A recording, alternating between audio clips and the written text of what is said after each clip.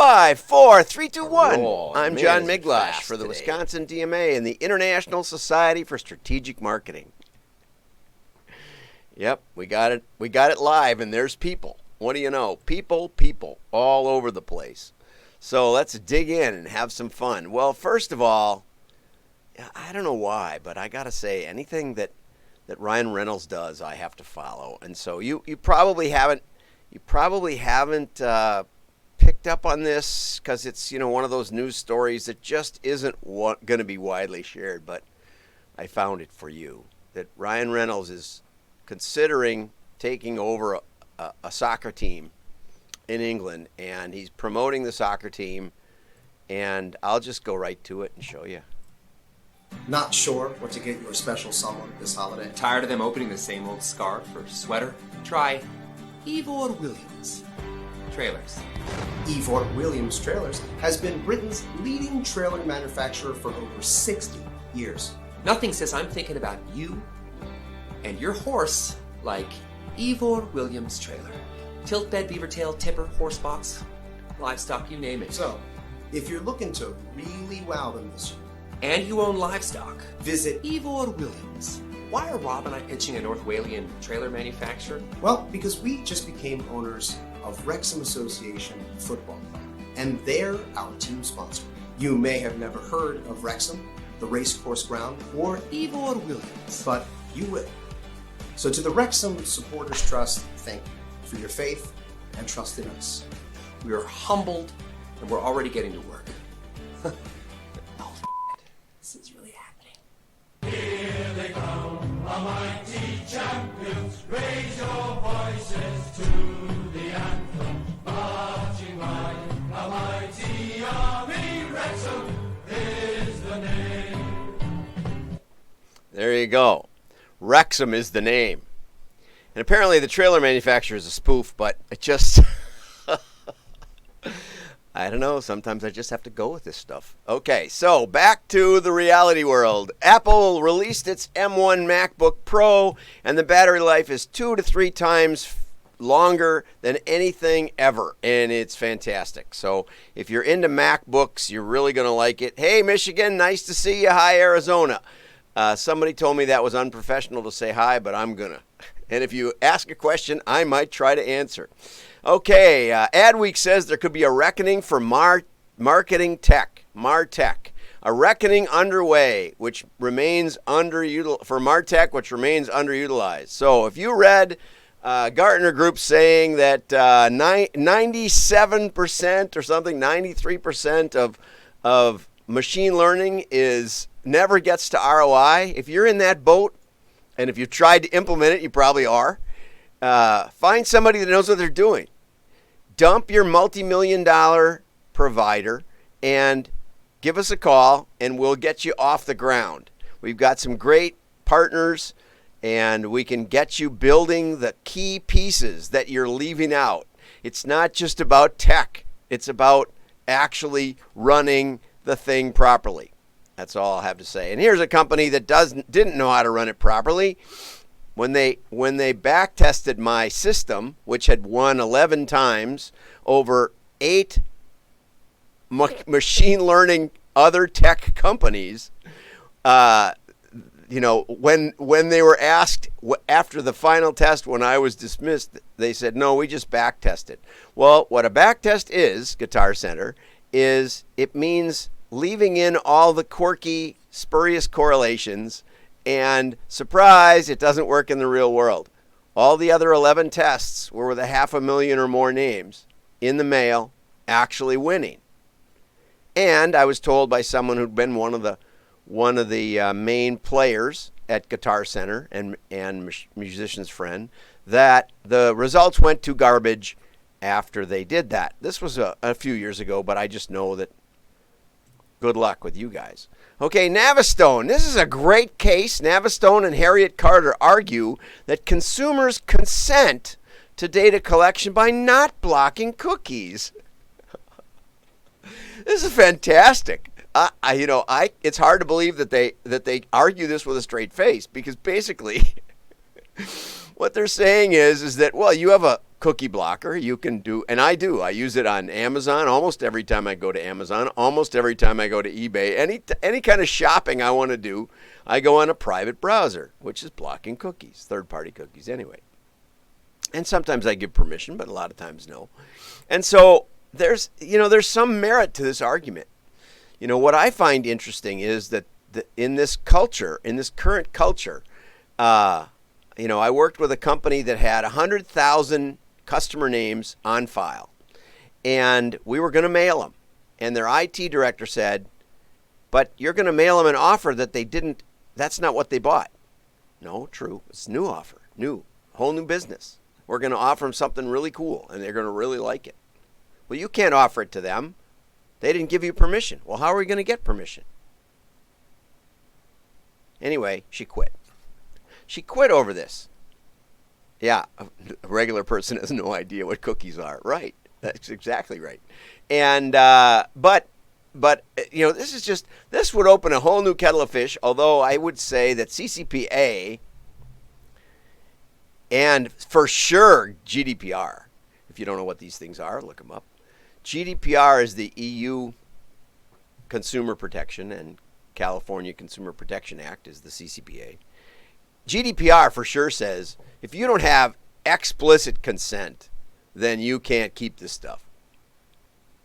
You've got to get consent, and it's a real puzzle and a real kettle of fish, because how do you get, if you write to them or if you send them an email and ask for consent, and that can be construed as harassment to get consent. So the consumer, all of the shift is going to the consumer, and I don't think this is going to fly, but I kind of hope it does. Okay, so now let's get to this is I felt really guilty because yesterday I didn't do the Mark Ritson branding article, but I really like Mark Ritson, and so he came back, bailed me out today with this fantastic, one of his best as usual. Okay, there was an ad about humanizing, and we're humanizing our brand, and Mark says that this lowered their bar even further, and it makes the top 10 greatest marketing baloney in history. Okay, so and then they have a commercial, humanizing, marketing made right for snacking made right, and I'm not going to go there because it was so vacuous I don't even understand it. And Mondelez turned off the comments on the YouTube after the humanizing video. I have it, but I'm not going to show it to you. But Mark said and then someone asked if this was one of the top 10 in the marketing BS index, copyright pending, and Mark said no. Or it made it barely, but not one of the worst. Marketing number is based on the nonsensical core idea is 1, smart, to 10, asinine. So the higher the number, the more baloney it is. And then how much damage has it done from 1, none, to 10, thermonuclear. And as you can see from the table below, Mondelez, in its humanizing nonsense, made it to the top 10, but only by a whisker. Dethroning PwC after many years in the upper echelons of marketing BS. But here's what I liked about it. So I'm going to help you not get fired for dishing up marketing baloney. Okay? So how to keep your marketing job. The number one marketing baloney, according to Mark Ritson, who's very smart, was Abraham Mazlow. Why do I know about Abraham Mazlow? Because he did some of his research work at the University of Wisconsin. It has been basically entirely discredited. Abraham Mazlow is the hierarchy of human needs. The hierarchy, right? That you can't be altruistic until all your needs are met. The counterexample is Viktor Frankl, who was actually placed in a Nazi concentration camp and saw people altruistically giving away their last crust of bread, the last thing they had. Human beings are amazing. Maslow had it totally wrong. And yet, I've seen keynotes in the last couple of years where people get up on stage with a straight face and say, your marketing must take into account the hierarchy of human needs or the evolution of the amygdala. You know, you've got to satisfy the lizard brain before you can satisfy the...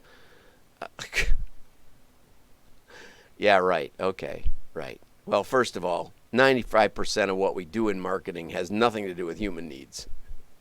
It has to do with selling a soccer team or a snazzy pen or some bauble to hang on the Christmas tree. So let's just dismiss with that nonsense right off the bat. Anyway, so we'll go on. And you know, here's another one. NPS being the only number you really need to know. And finally, the humanizing. This only gets a 27. The reason Mazlow scores so high is really because it's still used in basically every marketing presentation, that this is the answer. And it's not. It's totally wrong. It's totally wrong. And so how do you get to this marketing BS level? First, you need to be very out of touch. Don't go to baseball games. No, go to something that only elite marketers would visit, like expensive award dinners. I've been to a few of those. That will give you a slightly diluted outlook on what really works in advertising and marketing. Only read advertising creative publications. Okay, Mondelez, it would only have taken one focus group with 10 random consumers to reveal that humanizing was abject nonsense to consumers. It had nothing to do with buying a bar of dairy milk or a dollop of Philadelphia on your crackers, or dipping Oreos. I'm worried about Oreos. They came out with a gluten-free yesterday, I noticed.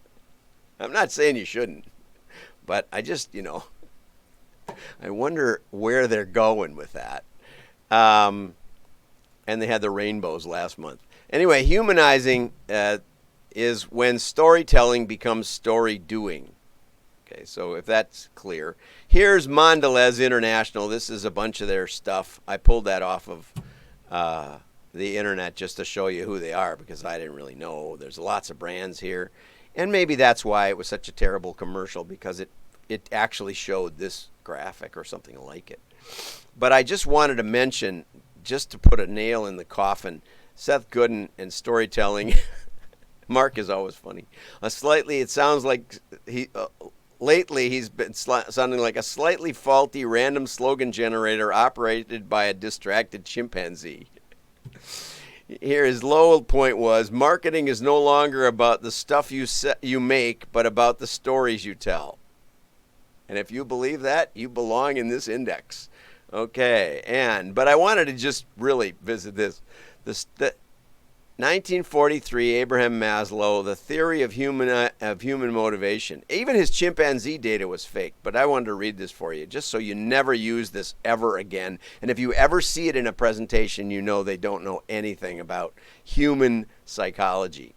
Mazlow built his model from qualitative research on the Native American inhabitants of the Blackfoot Reservation, who later pointed out that his whole theory was entirely incorrect when applied to their culture and identity.